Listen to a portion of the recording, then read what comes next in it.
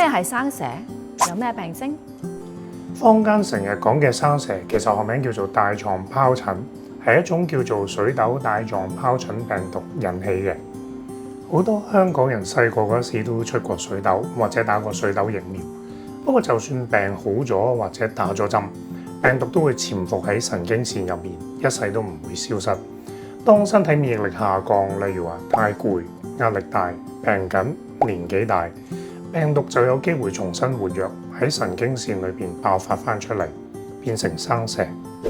根據數據，全港超過90%、39歲以上嘅成人其實已經帶有呢一隻病毒，而每3個人就會有1個人一生裏邊會生蛇。生蛇唔單止係皮膚病，佢會影響神經系統，痛楚可以好劇烈，甚至影響日常生活。有啲人以為出水泡就係生蛇，但其實生蛇係分幾個階段嘅。第一階段叫前驅期，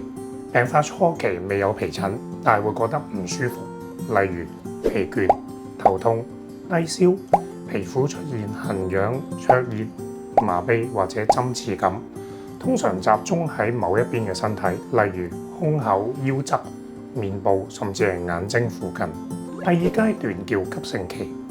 通常大概喺1至5日之後，患處會開始出現紅疹、水泡，成條帶咁樣排列，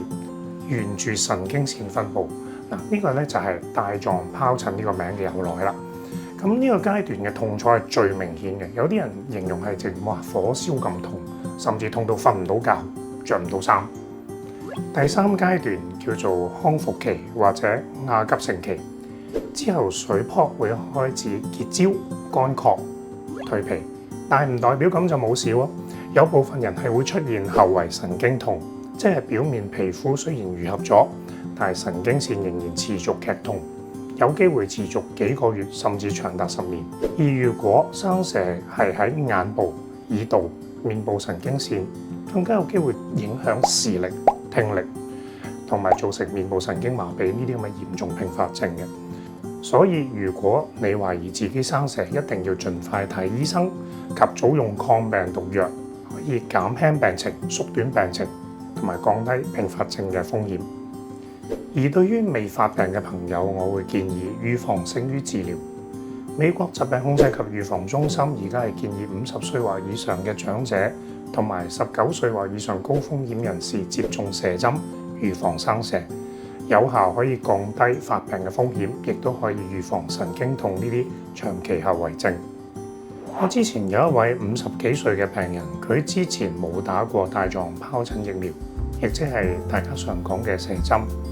後來佢不幸生蛇，雖然及時求醫，亦都服用咗抗病毒藥物，皮膚上嘅疹逐漸好返，但係嗰個位置就持續都有神經痛。呢個就係帶狀疱疹最常見嘅後遺症之一。呢種神經痛非常頑固，佢喺之後一段好長嘅時間裏面不斷嘗試各種止痛藥，亦去睇咗唔同嘅醫生，但係始終緩解唔到嘅神經痛。由於長期劇痛，佢每晚都瞓唔到，日間就精神恍惚，工作亦都大受影響。最終佢甚至冇咗份工，仲因而患上抑鬱症。整個過程足足煎熬咗1年幾，佢先至慢慢康復。所以我想借佢呢一個經歷去提醒大家，帶狀疱疹嘅後遺症可以非常嚴重，甚至影響日常生活。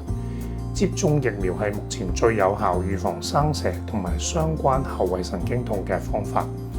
如果你或者身邊嘅親友係屬於合適接種嘅組別，希望你認真考慮盡早注射疫苗，避免不必要嘅痛苦。總結一句，生蛇唔係罕見病，而係潛伏喺我哋身體裡面嘅隱形炸彈。識得預防，咁就可以唔使捱痛。